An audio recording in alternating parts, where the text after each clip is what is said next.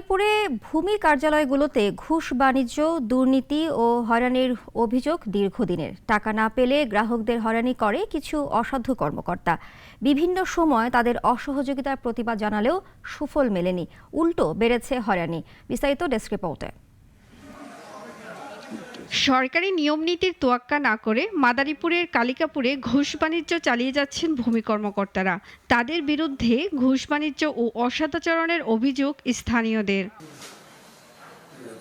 কালিকাপুরের ভূমি অফিসগুলো যেন অবৈধ বাণিজ্যের কেন্দ্র। টাকা ছাড়া কোনো কাজই হয় না।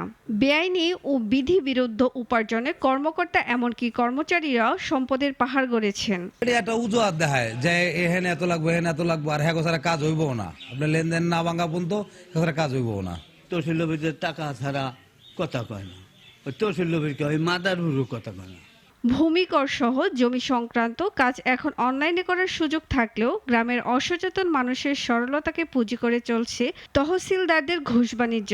শুধু তাই নয়, অনলাইনে আবেদন করে ভূমি অফিস থেকে প্রতিবেদন নিতেও দিতে হয় টাকা। আমার জমি আছে এতটুকু না, আমি এতটুকু তাহলে এতটুকু করলো যত দিতে হয়, আর একটা করলো এত দিতে হয় না। ওই যে তহসিলদার মানে করে কি ওরা কয়টা বেতন পায় কম দিই। শহরের প্রাণকেন্দ্র দরগাখোলাতে আছে তহসিলদারদের কোটি টাকার বহুতল ভবন। তবে সরকারি মাইনেতে কিভাবে এই সম্পদ এলো তা নিয়ে কথা বলতে নারাজ তিনি। টাকা পয়সা কোনো পাবলিকের কাছে নেইও না, হ্যাঁ, না এই আবেদন করে আমি প্রতিবেদন দিয়ে দিই, তাদের কাছে তারা করে।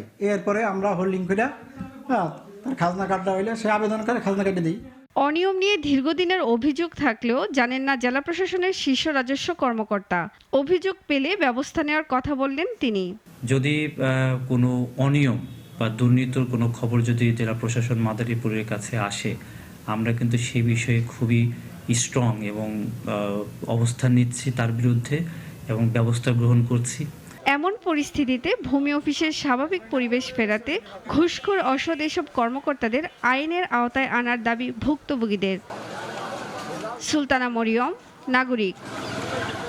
Double million offer Walton fridge কিনে পেতে পারেন 20 লক্ষ টাকা, রয়েছে কোটি কোটি টাকার নিশ্চিত উপহার।